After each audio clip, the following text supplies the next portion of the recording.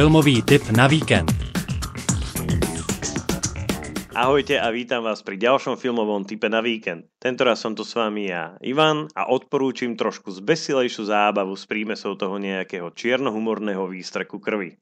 Hororová komédia Renfield nám ukáže strastiplnú cestu životom nesmrteľného služobníka. Renfield, a teda titulný hrdina filmu s tvárou Nicholasa Holta, už naozaj veľmi dlho slúži samotnému pánovi temnôt Draculovi, ktorého si neskutočným spôsobom užíva Nicolas Cage. Ten si chcel už dlhodobo zahrať Drakulu a treba povedať, že aspoň za mňa ide o jedno z najlepších stvárnení známeho antagonistu z knihy od Brama Stokera. Ale späť k deju. Neustále zháňanie potravy pre temného pána a ponižovanie si na Renfieldovom psychickom zdraví vybrali svoju daň. Večný sluha navštevuje anonymné stretnutia, v ktorých sa môže naplno rozhovoriť o toxickom vzťahu, ktorý má so svojím pánom. Na filme Renfield je veľmi dobré, že sa absolútne neberie vážne. Dobré? Miestami sa možno trošku berie, ale treba povedať, že sa nejedná o žiadnu paródiu alebo podobne.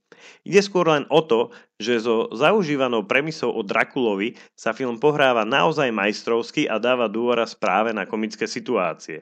Režisér Chris McKay, ktorý má na svojom konte okrem Renfielda ešte animovaného Lego Batmana a akčnú sci-fi žánrovku Vojna zajtrajška, sa s danou látkou popasoval veľmi dobre.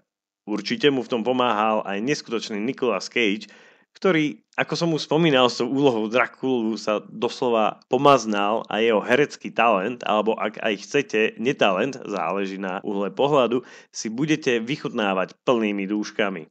Jediné, čo kazí výsledný dojem, je iba účasť herečky Awkwafiny, ktorá pomaly ale isto smeruje k výkonom porovnateľným s drevom alebo polenom, ako už chcete, hlavne čo sa mimiky a pohybovosti týka. Jej výkon je skutočným hororom. Samotný film Renfield mal mať pôvodne serióznejší ráz a patrí do Dark Universe od štúdia Universal. Avšak po nepodarenej Múmii z roku 2017 sa film odložil do šuflíka. Našťastie sa prišlo s nápadom pridať komediálne prvky a tie fungujú výborne. Podľa režisérových slov Renfield nadväzuje na pôvodného Drakulu z roku 1931, čo je aj vidieť v úvodnej montáži, ktorá využíva pôvodné zábery už zo spomínaného Drakulu s Belom Lugosim, kedy nás vlastne film berie do flashbackov, ako začínal vzťah medzi Draculom a Renfieldom.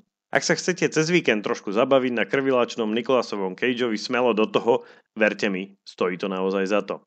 Film v čase tohto nahrávania nájdete na streamovacej službe Sky Showtime. Ešte by som vám veľmi rád dal do pozornosti, že už túto sobotu, teda v prípade, ak všetko pôjde podľa plánu, vypúšťame do sveta ďalší diel z našich špeciálnych podcastov, kdy sa žekne, a teda keď sa povie, tentoraz s hororovou prímesou. Máte sa na čo tešiť. To je na dnes všetko, majte sa krásne a dajte nám v komentároch vedieť, čo si o filme myslíte.